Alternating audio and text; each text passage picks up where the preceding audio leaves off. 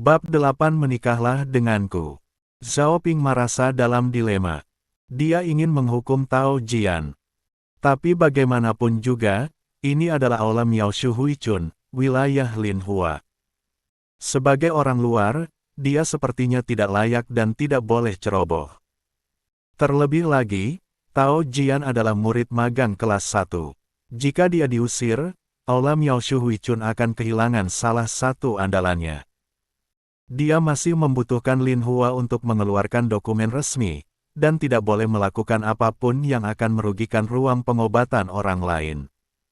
Jika dia tidak dihukum, dia mungkin masih akan menyimpan nafas kebencian di dadanya. Saat ini, wanita di sampingnya berbicara. Tao Jian, kamu benar-benar berani memohon belas kasihan. Baru saja ketika Tuan Zhao tidak bisa mengumpulkan uang, Anda harus menahannya dan memaksanya melakukan pekerjaan yang paling kotor dan melelahkan. Anda bahkan seperti akan mencabik-cabiknya. Saya buta, dan saya salah. Tao Jian terus menamparkan dirinya sendiri, air mata mengalir di wajahnya. Tolong, beri aku kesempatan lagi. Wanita itu mendengus dingin, Tuan Zhao adalah seorang pria sejati yang hebat, dan saya pasti tidak akan pantas berdebat dengan keputusannya. Dan karena ini masih wilayah petugas medis Lin, tentu dia tidak bisa melampaui wewenangnya. Tetapi saya ini juga tidak bodoh. Saya baru saja pingsan karena sengatan panas demam tinggi. Sebagai seorang dokter, Anda tidak melakukan apapun untuk menyelamatkan saya. Jika Anda tetap tinggal di sini, Anda hanya akan merusak reputasi Dr. Lin. Petugas medis Lin telah membina Anda selama bertahun-tahun, Anda tidak ingin melibatkan dia, bukan? Kata-kata yang indah. Zhao Ping mengagumi dalam hatinya. Matanya menatap wanita itu dipenuhi kekaguman. Ia tenang ketika menghadapi masalah, dapat menjaga kesabaran dan menemukan solusi yang tepat, serta fasih dan sopan saat bertutur kata. Di zaman modern, dia harusnya adalah ahli hubungan masyarakat. Zhao Ping baru saja melakukan perjalanan lintas dimensi waktu ke dinasti Dawei, dan dengan bantuannya kali ini, dia merasa menjadi lebih mudah menyelesaikan masalah. Dalam hati, Zhao Ping hampir ingin mengambilnya sebagai istrinya. Wajah Tao Jian memerah dan menebal, dia membuka mulutnya, tapi tidak ada kata-kata yang keluar. Dr. Lin, maaf, saya pergi sekarang. Tao Jian mengembalikan uang kepada Zhao Ping, mengemasi barang-barangnya dan meninggalkan ruang pengobatan. Ketika dia keluar dari pintu dan sedikit tertiup angin, pikirannya menjadi lebih jernih. Ini ada yang salah. Bukankah Dr. Lin memintaku untuk memohon belas kasihan pada Zhao Ping? Kenapa dia diusir oleh wanita yang tidak ada hubungannya hanya dalam beberapa kata? Tentu saja Tao Jian tidak merasa malu untuk kembali. Kebencian ini hanya bisa dikaitkan dengan Zhao Ping. Bagaimanapun, wanita itu diselamatkan oleh Zhao Ping. Dan jika dia tidak bertemu Zhao Ping hari ini, dia akan tetap menjadi murid magang kelas 1 di aula Miao Shu Huichun, dan masa depannya akan cerah.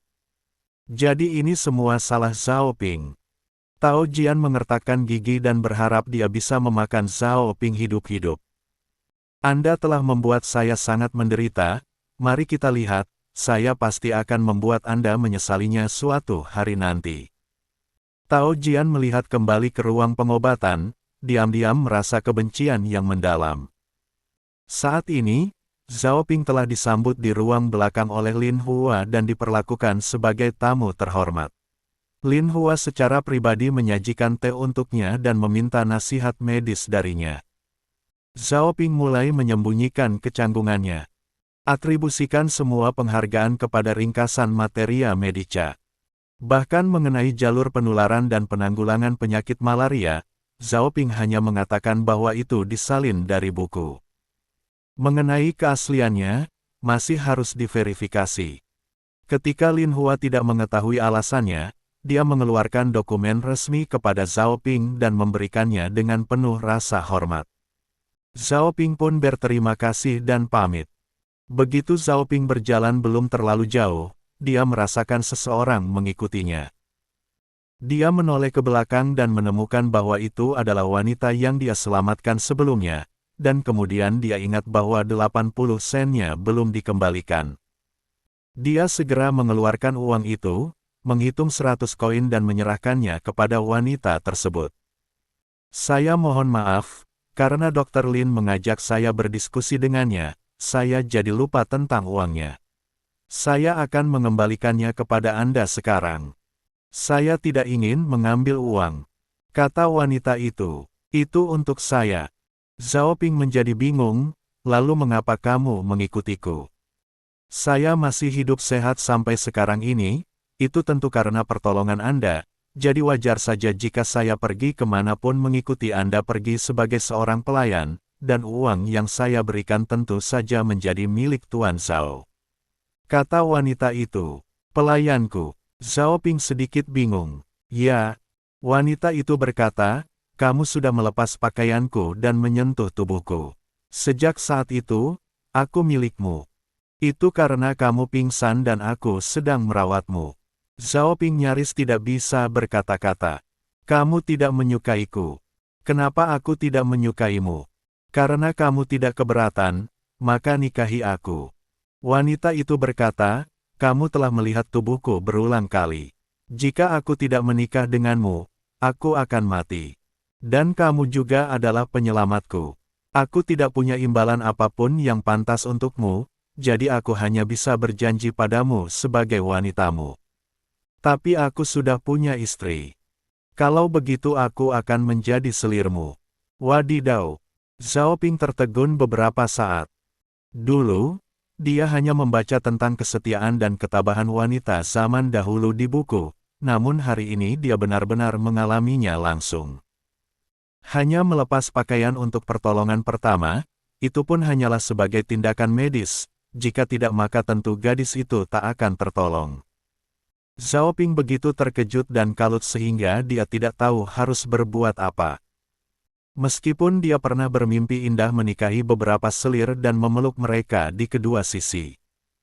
Tapi kenyataannya keluarganya sangat miskin sehingga dia bahkan tidak bisa memenuhi kebutuhan keluarganya. Dia masih berhutang 50 tael perak kepada seseorang, jadi bagaimana dia bisa menghidupi tambahan orang lain lagi? Sekalipun benar-benar ingin mengambil selir, maka harus menunggu sampai kondisi kehidupan jauh lebih membaik. Zhao Ping berkata terus terang, saya tidak berniat mengambil selir. Tidak apa-apa menjadi pembantu saja kalau tidak memungkinkan menjadi selir. Saya bisa melakukan pekerjaan apa saja, dan saya juga kalau makan sangat sedikit. Saya hanya memerlukan makan bubur 2 kali sehari. Sangat mudah untuk memenuhi kebutuhan hidup saya sendiri. Saat wanita itu berbicara, dia mengeluarkan tas kain dari tangannya, membukanya, dan menemukan syal persegi di dalamnya. Membuka kancing sapu tangan menunjukkan apa yang ada di dalamnya. Itu adalah tanda bambu sebagai pengenal identitas. Zhao Ping mengetahui hal ini. Di atasnya terukir nama orang, tempat asal, tanggal lahir dan nama orang tua. Dicap dengan stempel resmi, itu dianggap sebagai kartu identitas dinasti Dawei. Wanita itu menyerahkan tanda bambu itu kepada Zhao Ping, Tuan, ini tanda bambuku. Simpanlah dulu. Luangkan waktu untuk pergi ke kantor pemerintah daerah dan ubah statusku menjadi budak. Aku akan menjadi budakmu mulai sekarang. Ini, Zhao Ping ragu-ragu. Namun wanita itu mengangkat kepalanya dan berkata, mungkinkah Tuan Penolong benar-benar ingin saya mati? Tidak, tidak. Aku tidak ingin kamu mati. Aku tidak akan menyelamatkanmu sebelumnya, kalau ingin kamu mati. Apakah itu berarti kamu setuju untuk menerima seorang budak? Saat itulah wajah wanita itu menunjukkan kegembiraan. Haduh! Zhao Ping mengangguk, tapi bukan seorang budak. Itu berarti jadinya selir. Saya tidak berniat mengambil selir. Oh! Kulihat tidak ada nama orang tua yang tertulis di tanda pengenalmu. Apakah kamu yatim piatu dan tidak ingin menjadikanku orang tua? Tidak. Sebelum Zhao Ping menyelesaikan perkataannya, wanita itu menjawab, saya tidak jauh lebih muda dari Anda, jadi saya tidak mungkin pantas menjadi putri Anda. Jadilah pekerja jangka panjang saja kalau begitu. Apapun itu. Zhao Ping tidak mempedulikan hal ini dan mengembalikan tanda pengenal bambu itu ke Wen Hui. Setelah melihat tanda bambu tersebut, Zhao Ping mengetahui bahwa nama wanita tersebut adalah Wen Hui, seorang penduduk desa dari desa Gaolou di sebelah barat Kabupaten Yunnan. Saya tidak mau. Wen Hui menolak menerima token bambu tersebut, karena saya telah memutuskan untuk mengikuti Anda, saya akan menjadi pelayanmu sepanjang hidup saya. Jadi sebaiknya saya serahkan token bambu itu kepada Anda. Zhao Ping berhenti bersikap sopan. Dia sangat membutuhkan penolong seperti Wen Hui. Setelah menyimpan token bambu, dia mengajak Wen Hui pergi berbelanja. Saat itulah Zhao Ping benar-benar melihat kemampuan Wen Hui. Dengan komunikasinya yang bagus, senyuman di wajah saudagar itu tak pernah putus bahkan saat dia berbicara. Tidak hanya memberikan harga terendah, mereka juga memberikan banyak bonus sebelum pergi, dan berharap Wen Hui untuk kembali lagi di lain waktu. Menurut perkiraan awal Zhao Ping, bahkan jika 400 koin itu dibelanjakan seluruhnya, tidak akan mendapatkan barang sebanyak ini. Hasilnya, Wen Hui berhasil menghemat lebih dari 60 koin. Ini bukan jumlah yang kecil, karena bisa digunakan memenuhi kebutuhan hidup selama 2 bulan untuk sebuah keluarga yang beranggotakan 3 orang dengan makanan dan lauk pauk yang layak. Setelah menyelesaikan urusan belanjaan, keduanya bergegas meninggalkan kota. Li Shou sudah menunggu di sana, ketika dia melihat Zhao Ping membawa tas besar dan kecil, dia hanya bisa mengerutkan kening. Nak Zhao, kenapa kamu membeli begitu banyak barang? Apakah 400 koin hasil penjualan kelinci sudah habis? Kamu anak yang nakal, apakah kamu lupa bahwa kamu masih berhutang 50 tael perak kepada Wang Siren? Jika kamu tidak mampu melunasinya, kamu akan dijual sebagai budak dan kamu tidak akan pernah bisa menegakkan kepala lagi seumur hidupmu. Mendengar ini, ekspresi Wen Hui berubah. Dia menatap Zhao Ping dalam-dalam. Dia menemukan bahwa Zhao Ping masih memiliki senyuman lembut di wajahnya, tanpa rasa khawatir.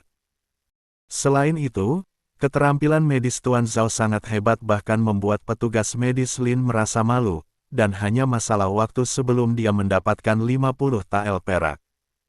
Terlebih lagi, ada cara yang lebih baik dan paling memungkinkan ke depannya untuk menghasilkan banyak uang dan melunasi utangnya tanpa kesulitan apapun, melalui usaha bahan obat sekaligus pengobatannya.